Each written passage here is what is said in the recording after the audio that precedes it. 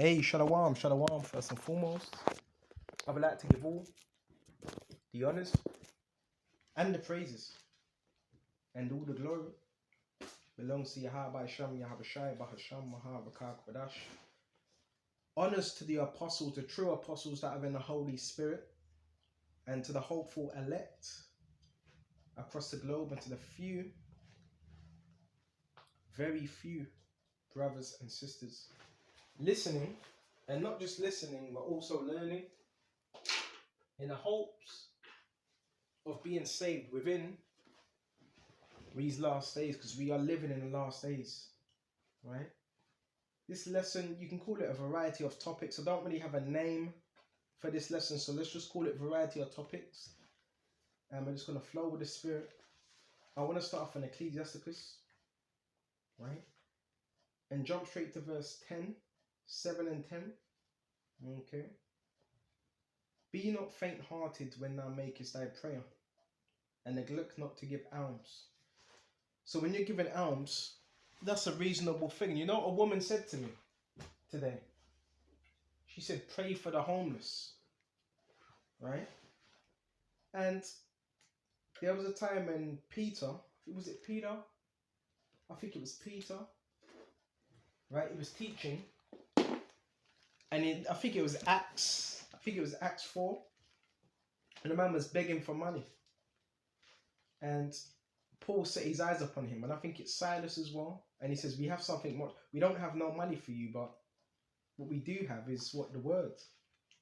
And that's what they gave him. Right? I've got it right here. This is Acts 3. Now Peter and John went up together into the temple at the hour of prayer, being the 9th hour. And a certain man, lame from his mother's womb, was carried, whom they laid daily at the gate of the temple, which is called Beautiful, which means Yapa, to ask alms of them that entered into the temple. Check this out. Who, seeing Peter and John about to go into the temple, asked alms. Alms is money, right? And Peter, fastened his eyes upon him with John, said, look on us. And he gave heed unto them, expecting to receive something of them. When Peter said, silver and gold have I none, but such I have, I give I thee, which was what the word. In the name of Yahweh Shemashach, rise up and walk. And he took him by the right hand and lifted him up, and immediately his feet and ankle bones received strength. So that was a beautiful gift right there. Better than any money or any alms. The man was healed, right? So it's not that we don't give alms. That's between you and the Heavenly Father. And the scripture says when you're doing alms, see, I didn't even think this lesson would go this way. Let's go to Matthew's. I didn't think it would go this way. Go to Matthew's, I think it's 6. Because now there's two types of alms. There's a physical alms, right? Given to charity. And there's a spiritual alms, right? Which is giving people this word. This is Matthew 6. And 6th chapter. Take heed that you do not your alms before men to be seen of them. So nobody really needs to know. If you're giving to charity, you're helping someone out physically. Other people don't need to know that, right? Otherwise, you have no reward of your Father which is in heaven, right? Therefore, when thou doest thine alms, do not sound the trumpet before thee, as the hypocrites do in the synagogues and in the streets, where they may have glory of men. Verily I say unto you, they have their reward. So you don't everybody doesn't need to know that you're doing that, that you're helping out the poor. You're not ringing an alarm bell. Look what I've done. But when thou doest alms, let not thy left hand know what thy right hand doeth, that thy alms may be in secret. And thy Father which seeth thee in secret himself shall reward thee openly. Right? So really, that's how you're supposed to go about doing your alms, your offerings and so forth. Right? Laugh no man to scorn in the bitterness of his soul. Right? Because this happens with brothers in the truth. Right? Laugh no man to scorn in the bitterness of his soul. Because you got brothers that are going through bitterness They may be, you know, suffering a little here and there. And you have men, they would see that. And guess what they would do? Guess what they would do? They would add on to that. I'm telling you, yeah, they would add on to that. Okay? And it says, be not faint-hearted when I make his a prayer, and neglect not to give alms. Love no man to scorn in the bitterness of his song. Because you got individuals, they see a man going through something, and they will add to that. Right? And if that man does fall out, it's because he was not of the elect anyway, but still, you don't want to be doing that. And I've seen it through personal experience. I've seen men do this. Oh, you're getting a bit, you're getting weak now. Well, when you tell a man he's getting weak, but what are you doing to build him up? What are you doing to build him up? See, certain men, they only talk one side of this, or just break him down.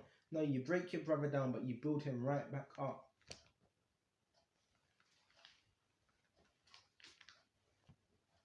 For there is one which humbleth and exalteth. Guess who that is?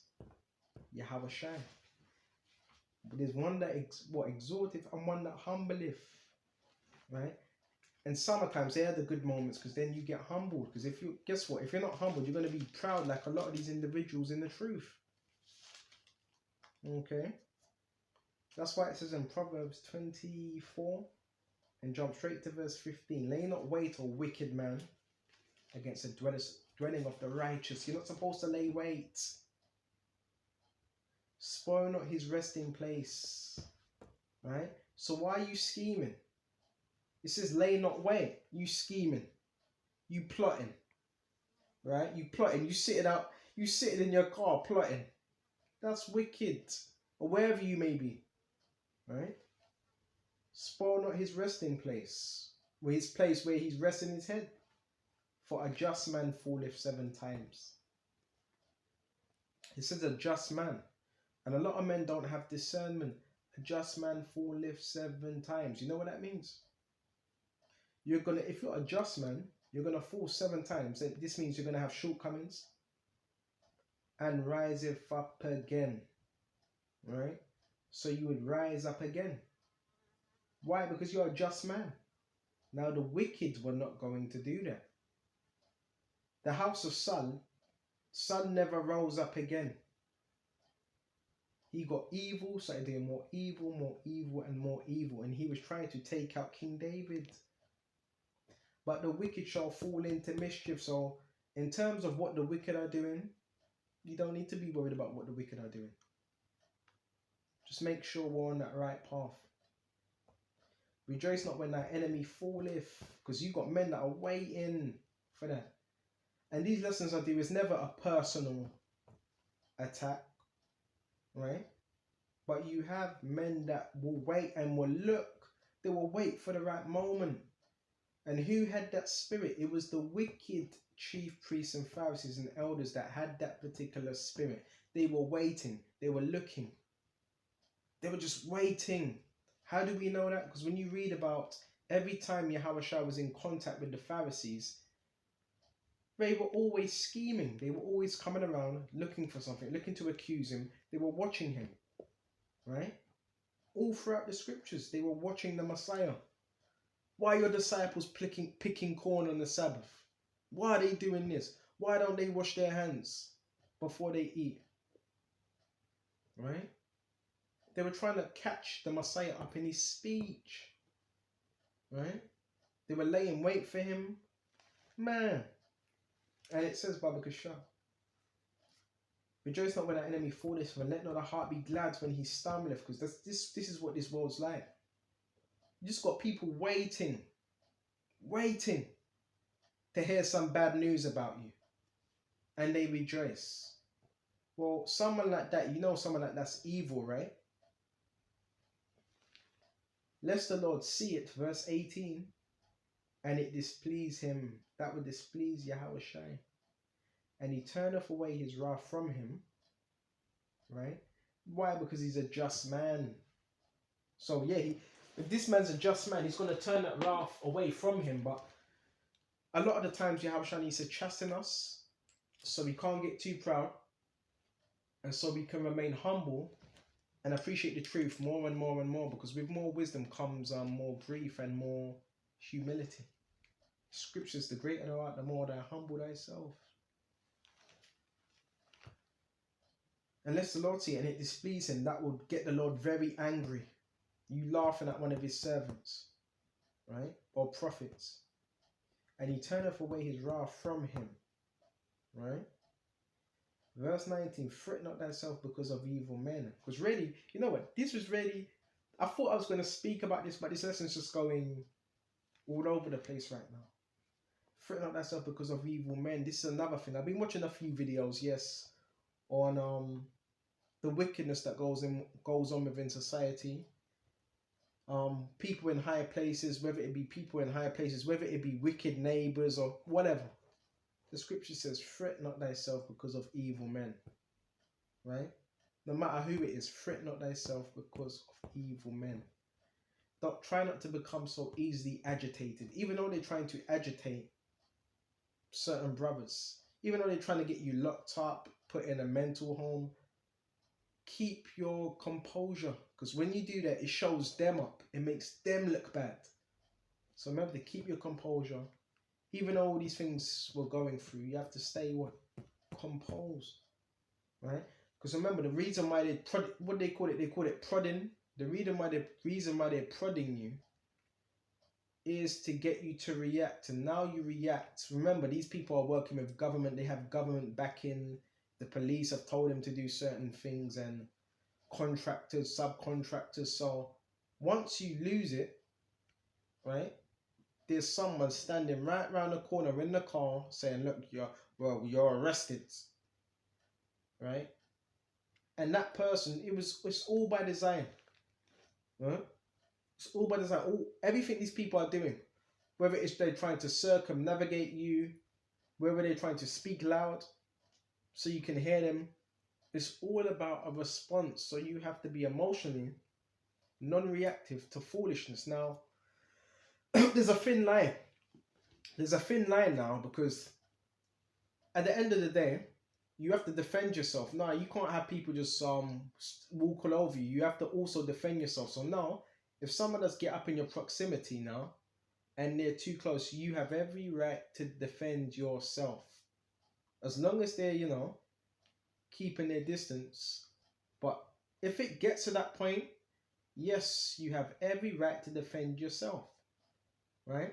Because remember, they're trying to get you caught up in whatever madness they're trying to get you caught up in. And really, my whole thing, if someone's evil, if someone's a criminal, right? Straight away, just common sense, which most people lack. If someone's this bad, evil criminal, right? All right, you got cameras all around the house. You got cameras outside. You got all these people following me. You hack our devices. You got all this. I'm sure you have enough. I'm sure you would have enough evidence to, if I'm this bad, wicked individual, to lock us up. Bro. I'm talking about military, government, all these people. So, and Masons and all that. Where's your evidence? Where's your evidence? And plus, first of all, I'm not going to be doing wickedness and videoing myself while I'm doing wickedness. That wouldn't make sense, right? So even when I'm out there and I'm doing lessons, I have the camera on. So these people are not too bright, right? And if you're building a case, some type of case or lawsuit, or you're trying to frame someone for something, what does that mean? That means you're wicked. Because if someone's guilty or they've done something, then over time, you believe in the Bible, right? So over time, what do you believe? You believe in righteous judgment, unless you don't believe in your own judicial system. Unless you don't have faith in your own judicial system. So if someone's done something really wrong, you have to believe the Yahweh will deal with them. Simple as that. Right? You have to believe that. Right? But a lot of these people are full of shit. Right? And it should get to the point, alright, in this truth, we've all messed up, we've all done things that we've regretted. If you're of the elect, this is what I always say, The main thing is repentance. You've repented, you've moved on, you've bettered yourself. So nobody should have anything to say. And if they do have anything to say, well, guess what? Now, if you're covered by your house, you're fine. So it doesn't matter. You shouldn't be concerned with what this world thinks. Right? This lesson's all over the place. That's why I called it variety of topics.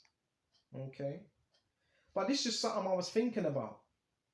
Look, it's common sense. If this person is evil, you wouldn't be on the street. You wouldn't have them on the street. You wouldn't have a dangerous person. Hold on. So you have a watch list. This person's dangerous. Would you really have all these people following someone that's so dangerous? It don't add up. It doesn't add up. Right? Unless...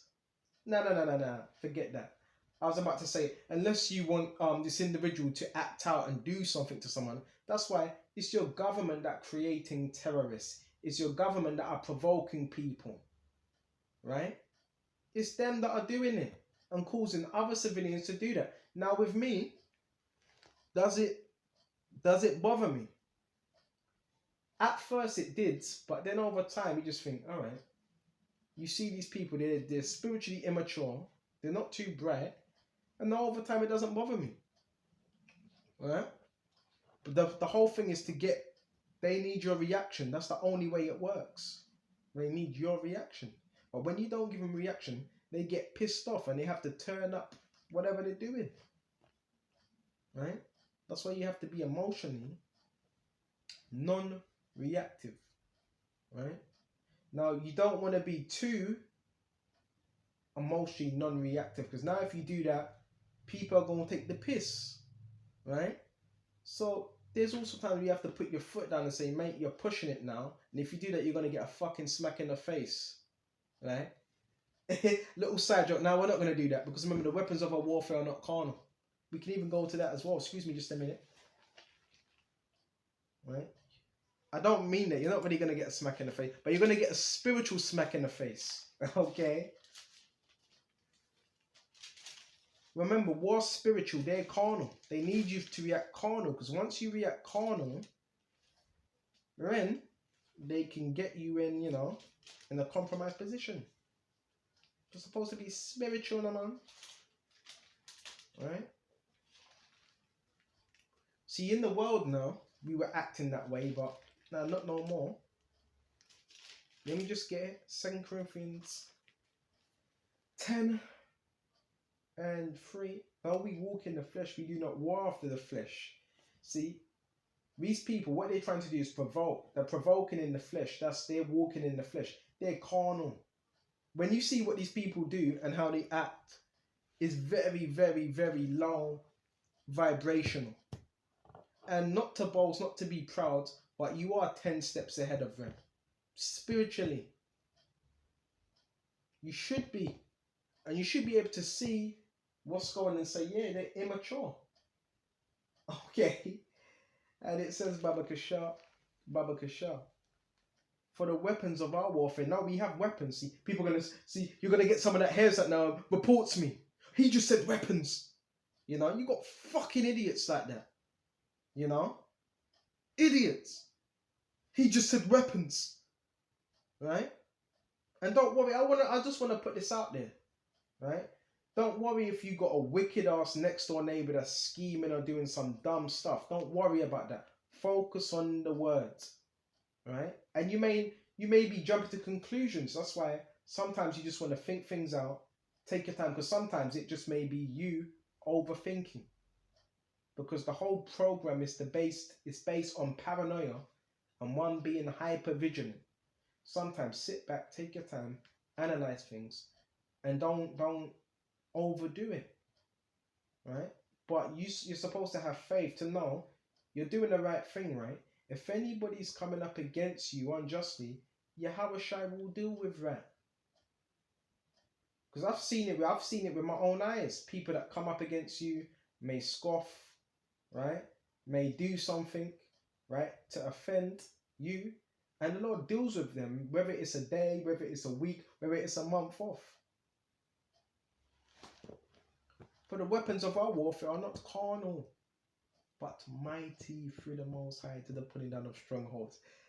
It's mighty. Mighty. Right? So lucky about that fly as well. Got a fly buzzing about. You know. It's mighty. Well, I'm telling you, these words are powerful. Right? Very powerful. Especially when you're out there. You feel the power. Right? To the putting down of strongholds. What's the strongholds? The fortifications. You have physical strongholds, which is this kingdom, and you have a spiritual stronghold, which is people's minds. So with this truth, when it's brought out the correct way, we're able to pull down them spiritual strongholds in one's mind. You know, this is heavy stuff. Heavy, heavy, heavy, heavy stuff. Right? Casting down imaginations and every high thing that exalteth itself against the knowledge of the Most High. Right? So that's what we're able to do. Right? Against the knowledge of the Most High. And bringing into captivity every thought to the obedience of Mashiach. So the words does its... The truth, there's a saying, the truth speaks for itself. The truth speaks for itself. The truth would defend you. Yahushua would defend you. And one thing I had to learn as well, don't do that. Don't be quick to justify yourself. Keep your mouth shut. Because when you do that, now people are going to be looking around like, well, what's he doing? What's he hiding? Keep your mouth shut. Right? Don't entertain foolishness. Because once you start justifying, I've seen it, once you start justifying yourself, people will start looking at you and like, well, maybe he's doing something wrong. Just teach the scriptures and Yahushua's got everything covered.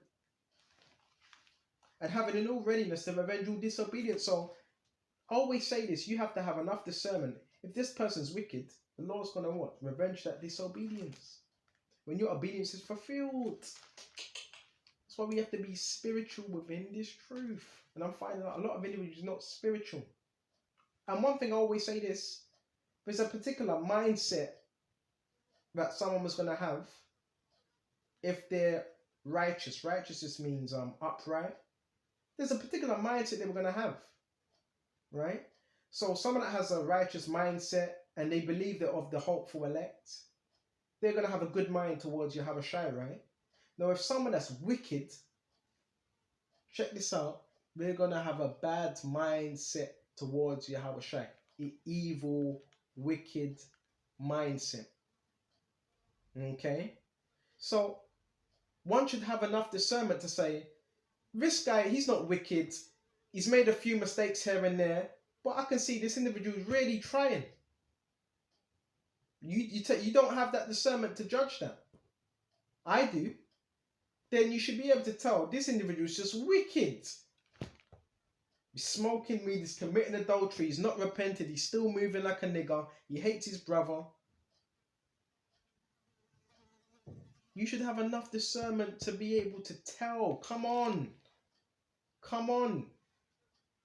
You can't, you still can't, you've been in this matters. I don't want to get personal with this, but you've had men that have been over me in terms of how long they've been in the truth, and you still have men, and it's not for me to say, well, this guy ain't gonna make it.